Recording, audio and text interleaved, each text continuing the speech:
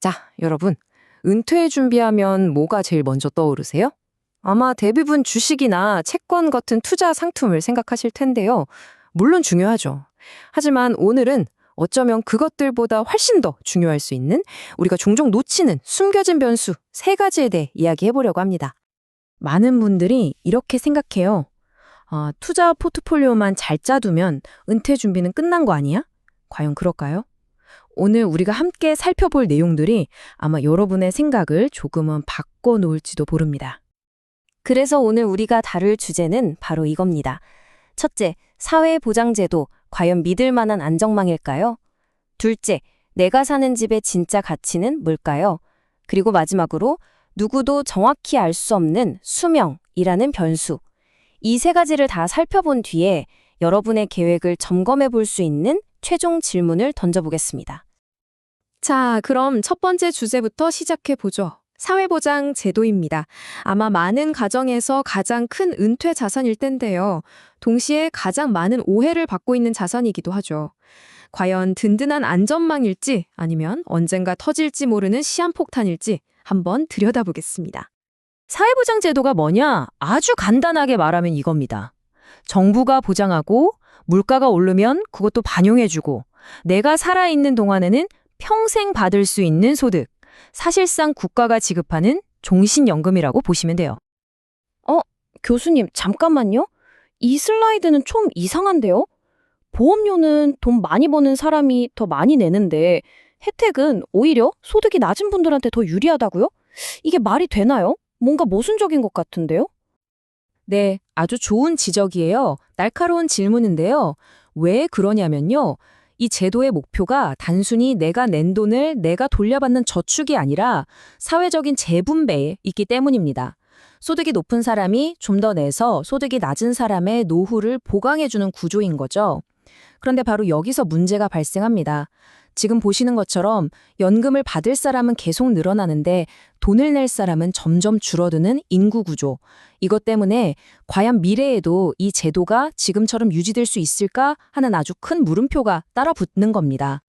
자, 그럼 다음 주제로 넘어가 볼까요? 우리 개인 자산에서 빼놓을 수 없는 것, 바로 내 집입니다. 그런데 우리는 이 집을 금융계획 안에서 과연 어떻게 봐야 할까요? 제가 이런 말씀 드리면 에이, 무슨 소리야 하실 수도 있는데 사실 여러분이 사시는 그 집, 순수한 투자의 관점에서 보면 몇 가지 아주 치명적인 단점을 가지고 있습니다. 왜 그런지 이 슬라이드가 딱 보여주죠. 집은 주식처럼 쉽게 팔아서 현금으로 만들기가 어렵잖아요. 유동성이 낮죠. 또 전 재산이 거의 이 집 하나에 묵혀있는 분산 투자가 전혀 안 되는 자산이기도 하고요. 사고 팔 때 드는 비용도 만만치 않고 무엇보다 우리 집이라는 이 감정적인 애착이 때로는 합리적인 금융 결정을 방해하기도 합니다. 아니, 그럼 교수님, 집 사는 게 바보 같은 짓이라는 건가요? 투자가 아니라면 포트폴리오 짤 때 집은 그냥 빼고 생각해야 하는 건지 더 헷갈리네요. 아닙니다, 아닙니다. 전혀 그런 뜻이 아니에요. 핵심은 이거예요. 집의 두 가지 얼굴을 제대로 봐야 한다는 거죠. 집은 분명 자산이 맞습니다. 하지만 금융 수익을 최우선으로 하는 투자 자산이라기보다는 우리에게 정신적인 안정감과 사는 공간이라는 효용을 주는 소비재의 성격이 더 강하다는 겁니다. 그러니까 가치가 오르길 바라는 아주 비싼 소비재라고 생각하는 게 더 정확할 수 있다는 거죠. 자, 이제 마지막 퍼즐 조각입니다. 어떻게 보면 가장 까다로운 문제일 수도 있겠네요. 바로 미래에 대한 불확실성. 그중에서도 우리가 과연 얼마나 오래 살게 될지에 대한 문제입니다. 오래 사는 거 당연히 축복이죠. 그런데요, 이게 재정적으로는 엄청난 도전이 될 수 있습니다. 바로 장수위험이라고 부르는 건데요. 내가 준비한 돈이 다 떨어졌는데도 나는 계속 살아있을 위험. 이게 정말 무서운 거거든요.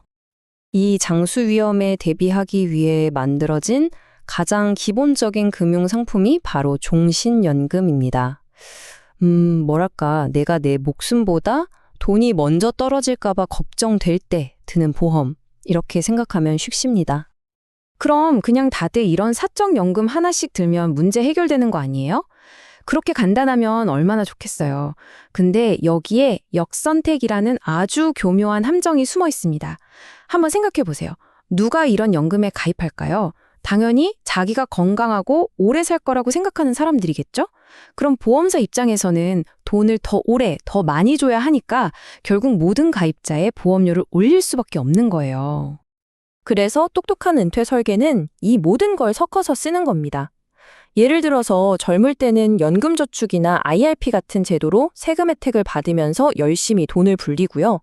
나중에 은퇴 시점이 되면 그 모아둔 돈의 일부를 떼어서 종신연금으로 바꾸는 거죠. 그러면 평생 마르지 않는 현금 흐름을 확보할 수 있게 되는 겁니다. 자, 이제 거의 다 왔습니다.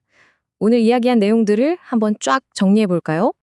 여러분, 이 세 가지는 꼭 기억하셔야 합니다. 첫째, 사회보장제도가 앞으로 어떻게 변할지 모른다는 불확실성을 계획에 꼭 넣어야 하고요. 둘째, 내 집을 단순한 투자 대상으로만 보지 말고 소비와 투자의 관점에서 균형 있게 바라봐야 합니다. 마지막으로 내가 생각보다 훨씬 오래 살 수도 있다는 장수 위험에 대한 대비책을 명확하게 가지고 있어야 합니다. 자, 이제 마지막으로 여러분 스스로에게 이 질문을 한번 던져보세요. 내 은퇴 계획 정말 괜찮을까? 혹시 그냥 막연히 시장이 오르겠지 하는 기대감에만 의존하고 있는 건 아닐까요?